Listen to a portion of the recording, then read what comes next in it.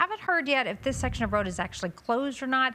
It says it is on the map, but we can see some traffic moving, so we're not sure. So if anyone out there knows for sure, give us a call and let us know. We've been trying to find out. Yeah, and I'll tell you, Karen, it will be a long night. We're already seeing this. We got up to 8 inches for the Vail Pass area. Yeah. The foothills picking up on snow as well as portions of the Front Range. So as of 10 p.m., we will start the first alert weather continuing through the morning tomorrow. It's not as impactful as you drop in elevation, but I will tell you the foothills as well as the Front Range mountains, some big totals around a foot or higher in some areas will be on tap. Now for the metro in general, some grassy accumulation, slushy roadways, maybe 3 inches on the south side.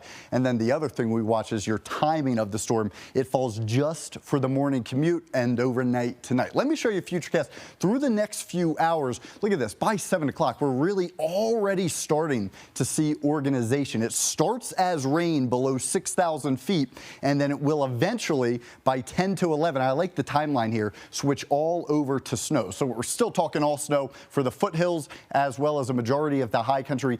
Dangers travel towards the Eisenhower Tunnel and east, likely on the lighter side as you do head west. Now, we crank this towards 7 a.m. It's a very quick system. Already seeing snow wrap up for the metro, but the Palmer Divide as well as I-70 still dealing with some moderate bands at times. So your morning commute, it will be windy, it will be cold, and it will be actively snowing depending what time you are out and about, but it does really quickly clear out, and the sun even looks to make a return. So some improvements, they will be on the horizon. Here's your statewide snow map, and I don't think this is doing the best job. We'll say up to about 12 inches possible for the Front Range mountains and up to 8 inches out across the foothills, portions of the high country. Again, just enough for a slick morning commute. I like when we take the zoom in here. This does a great job explaining. Black Hawk, 8 inches, Conifer up to about 10.5 inches of snow, much later as you do head towards the immediate metro area, with totals increasing down towards Castle Rock. So it's not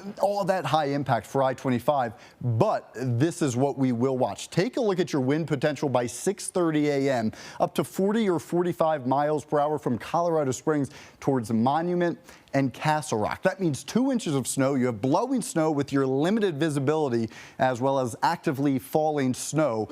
Just keep this in mind, whether it's the bus stop or headed out the door for the morning commute. But even the winds, they will rapidly begin to calm down and cooperate for us. And the other factor we deal with, temperatures tonight are below the freezing mark, 31 at the airport, 25 in Monument, teens and 20s for the high country. So accumulations will be possible. And as the rain, even for the metro, turns to snow, very slick out ahead of the sunrise. We do get above freezing for a majority of the eastern plains tomorrow, so it will all melt by the afternoon and the evening.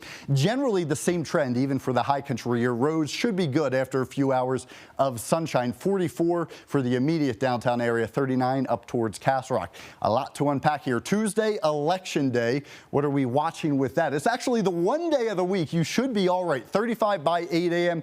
as you get towards the noon hour, 47, 4 p.m., 49, and then things get dicey. Rain and snow chances by 7 p.m. So we will be watching that closely.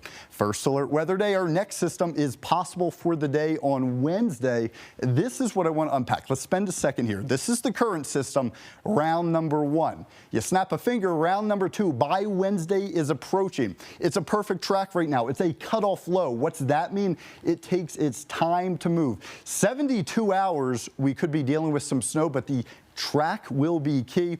It is still about 5 to 6 days out, Karen, so I'm trying not to get too excited, but we do need to keep a close eye on the extended forecast because Election Day looks good to go, and then we start to see some big changes as we get towards the end of the week and the weekend. It's going to be a fun week, Joe. Oh, yeah. Busy. Thank you. Well, the Denver